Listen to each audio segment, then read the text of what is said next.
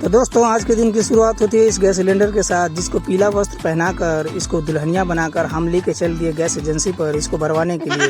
भाई साहब ने इसे उठाकर अपने टुकटुकिया वाहन पर रखा, मैं भी इसके पीछे शिफ्ट हो गया और थोड़ी देर नैन मटक्का करके हम लोग निकल दिए गैस एजेंसी के लिए। रास्ते की हरियाली देखकर दिल बाग बाग हो गया, बहुत ही प्यारा व्यू आ रहा था। मैं एक पल भी मिस नहीं करना चाह रहा था, इसलिए मैंने अपना फोन निकाला, इसका वीडियो बना। फिर मैंने अपने फोन का फ्रंट कैमरा चालू करके अपने थोबड़े का दर्शन किया और बालों को संवारा। क्या करूँ, बार बार आईना देखने की आदत जो हो गई है। भाई साहब ने खूब धुआंधार गाड़ी चलाई। हम अपने चौराहे पर पहुंच चुके थे, वहां से कुछ ही दूर पर एजेंसी है, हम थोड़ी देर में वहां पहुंचने वाले थे।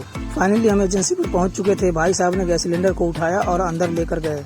अंदर देखा तो बहुत सारे खाली गैस सिलेंडर रखे हुए थे जो फिर से रिफिलिंग के लिए जाने वाले थे। फिर भाई साहब ने गैस सिलेंडर की केवाईसी करवाई, क्योंकि केवाईसी नहीं होता तो सब्सिडी का पैसा नहीं। फिर हमने पासबुक इन भाई साहब को थमा दिया। भाई साहब ने पन्ने को उधेड़ बुन करके कुछ देखा और अंकल जी को दे दिया। अंकल जी ने गैस का दाम बताया। फाइनली हमें गैस सिलेंडर मिल गया। भाई साहब ने उसे एक ही हाथ से उठाकर अपने टुकटुकिया वाहन के पास लाकर रख दिया।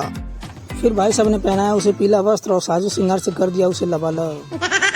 भाई साहब को एजेंसी के ऑफिस में कुछ जरूरी काम था। मैंने बोला तुम जाओ करके आओ, मैं बाहर ही वेट कर लेता हूँ, क्योंकि गैस सिलेंडर भी तो देखना है, कहीं कोई चोर उठा लेगा तो। आखिरकार यहाँ भी निराशा हाथ लगी, काम नहीं हुआ। फिर हमने गैस सिलेंडर को लोड किया अपने टुकटुकिया वाहन पर और निकल दिया अपने घर की ओर। वापस आते हुए हमने सफर का खूब आनंद लिया। तभी अचानक याद आया कि कचहरी पर भी कुछ काम। मैंने भाई साहब को बोला, वो मान गए। कचहरी बस थोड़ी ही दूर थी, हम लोग बस पहुँचने ही वाले थे। फाइनली हम कचहरी पर पहुँच गए। यहाँ पहुँचकर हमने देखा तो आज कचहरी बंद थी। फिर भाई साहब ने कहा कि अब क्या होगा। मैंने कहा इस दुकान वाले भैया से पूछते हैं, अगर काम बन जाएगा तो ठीक है, नहीं तो फिर घर चलते हैं। आखिरकार यहाँ भी काम नहीं हुआ। फिर हम निकल दिए अपने घर की ओर। फिर मैं आ गया ओम मेडिकल स्टोर पर, जो कि हमारे भैंसा बाजार चौराहे पर है। यहाँ माँ के घुटने की दवा लेनी थी। मैंने दवाई ली और भैया को 500 की नोट दी। उन्होंने मुझे छुट्टा वापस कर दिया। फिर मैं पैसा गिनते हुए घर की ओर निकल दिया। बस कुछ मिनटों में ही मैं अपने घर पहुंचने वाला था, क्योंकि मेरे चौराहे से मेरे घर की दूरी बस 1 किलोमीटर की ही है। दोस्तों फाइनली मैं अपने घर पे पहुंच गया और अब गैस सिलेंडर उठाने की बारी मेरी थी। भाई साहब ने कहा कि अब आप लेके चलिए, तो मैंने गैस सिलेंडर उठाया और घर के अंदर ले जाकर रख दिया।